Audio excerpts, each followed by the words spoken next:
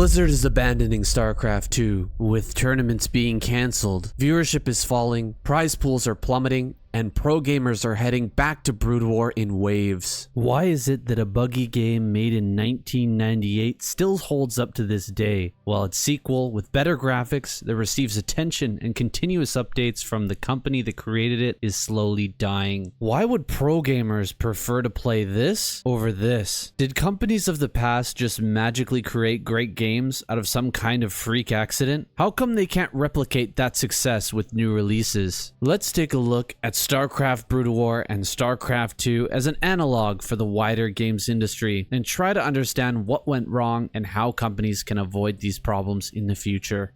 As a massive Broodwar fan, I could go on and on about the greatness of this game, and I will. But first, let me say that no one was more excited about StarCraft 2 than me. I played Broodwar from the time I was 10, right up until StarCraft 2 was released. The trailer for StarCraft 2 was the most epic, hype announcement I've ever seen, and I still remember the feeling when I first laid eyes on it. The moment the music started,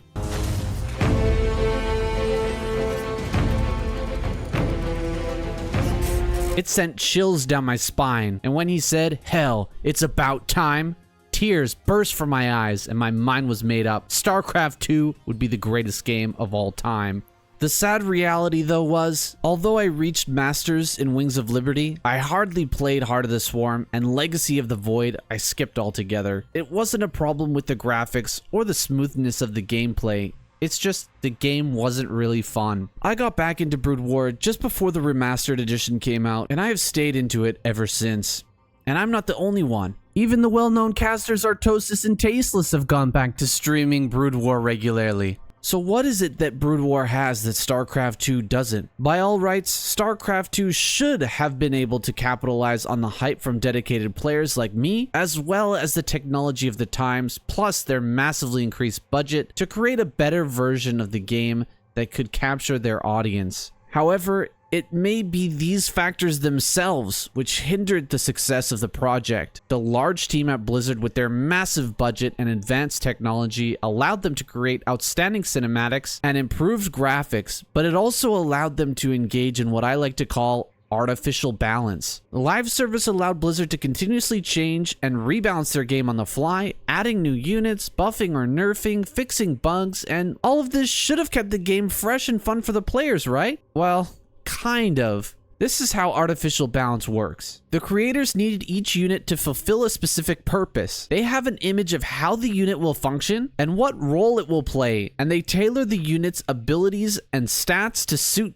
that role. When players start to use the units, they often find powerful ways of using them that were unintended by the developers. The team at Blizzard is then forced to make changes that in turn force the players into using the units correctly. When certain races discover new strategies that break the balance of the game designers are forced to step in and introduce patches that restore the balance again temporarily. This continues as new expansions are released and all the new units that come with them are added to the game. All these changes and patches force players to constantly change and adapt to new metas and strategies that evolve artificially based on what new changes have been introduced by the development team. Over the past 13 years, Blizzard, through massive effort, has balanced and rebalanced the game, but they have finally decided to give up. They announced that the patch 5.0 would be the final patch and that no further patches would be forthcoming. However, after much public outcry, they have chosen instead to leave patching and balance of the game to community members, with the first community-led Sc2 patch 5.0.11 being released on January 25th, 2023. It's unclear how many more patches there will be in the future, but it's easy to see that the game is completely unrecognizable from its original 2010 release. Broodwar, on the other hand, remains largely the same even to this day. From the Boxer Nada era of the early 2000s, to the Flash Jaedong Bisu games of 2007 to 2009, and then the modern remastered era, same Broodwar. You can go back and watch any Broodwar game throughout history and copy builds or strategies that could still be useful to this day. This has created a legacy effect that means even players who haven't played the game in over 10 years can still enjoy watching new matches in the modern era because the units function exactly the same way. How can this possibly be balanced, I hear you say? Well, it's not. And it is. The units and abilities are completely imbalanced, but at the highest level of competition, all races are represented. No race is able to consistently dominate these brackets, and the competition remains fierce and exciting to watch. So did Blizzard just luck out and create a perfectly balanced game in 1998?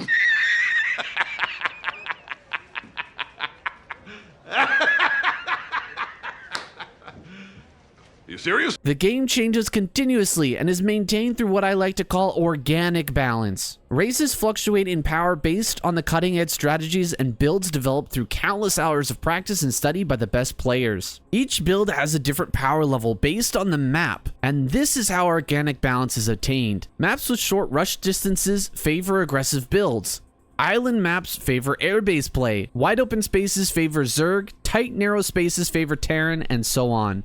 Map makers create new and interesting methods of balancing their maps by structuring them in such a way that no race is favored over another. These structures have to evolve over time to meet the demands of the newest strategies and builds. So maps that were well balanced in 2008 are no longer balanced in 2023 because strategies have evolved over time to create new difficulties for map makers to overcome. To illustrate organic balance further, let's take a look at an example. The creators of Broodwar had only their own experience playing the game as a template for balancing Broodwar. They created the units based on the themes and lore of the game world. They took a look at their own games and created maps to suit the way they believed the game would be played. It's clear from looking back on those Blizzard maps that they had no clue what the fuck they were doing. These maps are absolutely unplayable today, and if it weren't for the map editor built into the game, StarCraft Broodwar would have died a quick death. The team at Blizzard had no idea that what they were making would become the first esport. They strived to create a cool, fun game with lots of interesting and powerful abilities and skills. Each race is incredibly stylized and plays completely different from the others. Game-changing abilities lead to breakpoints where the pace, tempo, and playstyle for both players has to alter significantly the moment they become available. In addition, all of the units and abilities are utilized differently from how the design team originally anticipated, and the strategies developed by pro players are mind-blowingly different from how the game was originally meant to be played. Yet the game is balanced to an incredible degree through organic balance, a combination of players and map makers' creativity and passion. Blizzard went public with the news this year that they will no longer be supporting StarCraft 2 tournaments. That means that starting 2023, the Sc2 Pro scene will have to switch over to a purely sponsorship or crowd-funded approach. It's a hard transition for any esport, and we have already seen prize pools get slashed. In Korea, GSL Super Tournament was cancelled, and the overall prize pool in GSL has dropped by 80%. The ESL is putting up a buttload of cash to try and pick up the slack that Blizzard has left behind. Still, the overall prize pool for these international tournaments will drop by approximately 50%. It's unclear whether prize pools and overall interest in the game will ever recover or continue this downward trend. Meanwhile, Broodwar grew its pro scene in a purely grassroots way. What little prize pool Blizzard provided in the World Cyber Games was overshadowed by a swelling of support emanating from Korea. Here, StarCraft quickly grew into a major sporting event, and by 2001, stadiums full of fans would be cheering for their favorite players, while the entire country watched at home on television. This was the birth of esports, and far from supporting these events, Blizzard sought to shut them down with litigation against the Korean TV networks. From the very beginning, Broodwar was struggling to survive, and only kept alive through its freakishly loyal fan base. Only the most basic support for online play was provided, with no ladder or ranking system. Community members had to step up to provide ranked service, and the map makers had to balance the game indirectly, as I mentioned before. And I am so glad for this. So happy that Blizzard kept their hands off this game, because it appears that everything they touch, even if it starts out good, eventually turns to shit. I can't hate on them completely though, because in 2017, they released StarCraft Remastered, which gave the game a full graphical overhaul, but did not change the base game aside from one or two bugs. They also added a ranking system, and as fraught with problems and hacking as that is, it's great to have. It's important to note that Broodwar pro gamers asked that no balance patches or other bug fixes be implemented into the game. Why? Because they know that the way Broodwar is, with all its bugs and imbalances, makes it perfect for competitive play because it creates a level of difficulty and complexity that has not been matched since. Broodwar is many things, but no one can accuse it of being easy. The unit collision in the game is very silly and often causes your forces to move in mysterious ways. Simply getting up and down a ramp can be incredibly difficult, requiring precise movement and multiple clicks. It all seems incredibly annoying and foolish, and you might think it should be fixed, but changing the unit collisions would remove an important part of the game. Body blocking is a huge part of battles in Broodwar. Yes, it's very hard to do and frustrating for new players, but at the highest levels, it allows players to exploit unit collision to do some incredible things. If it was changed, then the game would become much easier, but allowing units to move smoothly by each other would break certain balances in the game and remove the ability to use a skill that has been honed by players over years of practice. Other particularities with the differing units means that it takes time to master each type. Some units are responsive and agile with small quirks, and others are clunky and slow with annoying pathing. These quirks, combined with the limitation on army size, being that you can only control 12 units at a time, and there are only 10 hotkeys to work with, creates an incredible level of difficulty when trying to move large armies. If Broodwar were changed to simplify the movements and increase the number of units on a single hotkey, then the game would be fundamentally broken, because the difficulty of moving certain units and armies is part of the balance of the game. Certain units and compositions would be completely broken if they didn't require so much time or attention to utilize. Likewise, buildings cannot be grouped on a single hotkey, which forces players to return to base in most cases in order to create rounds of units, which is called macro. The more adept the player is at hitting their macro, the more time they can focus on moving their clumsy units and adjusting their limited hotkeys to suit the current game state. There are many more examples, but I won't go on.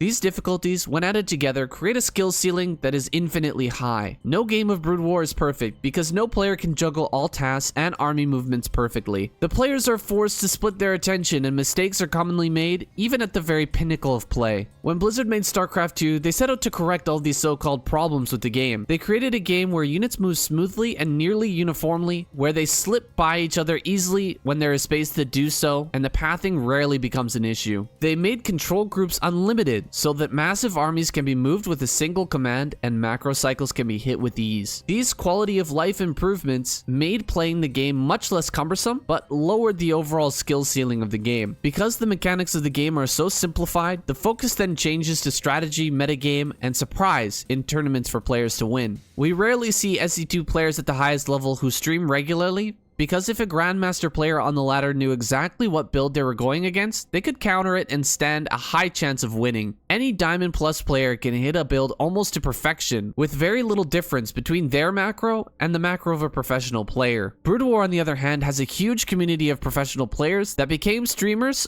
or streamers that became professional. The difference between S-rank players and professional players in Broodwar is vast, and although they can sometimes take games off the professionals, it is clear that they cannot hit the builds quite the same as a pro. Often, even losing situations and build orders can still result in a win because the skill gap in terms of macro and mechanics is so huge. An average player like myself, who watches a professional Broodwar game, stands in awe at the sheer level of skill displayed in nearly every game. The moral of the story here is that video game creators, not just Blizzard, are making a huge mistake. When you have a hammer, everything looks like a nail. These companies have the ability to constantly patch their games and update them to try and keep things fresh, so they feel obligated to do so. Game developers have the ability to streamline their gameplay to make things as easy as possible for the players, so they create games that are too easy to master. Very few developers realize that letting a game be cumbersome and broken as it is, just leaving it out there and allowing players to figure out ways to overcome those challenges, can create an amazing gameplay experience.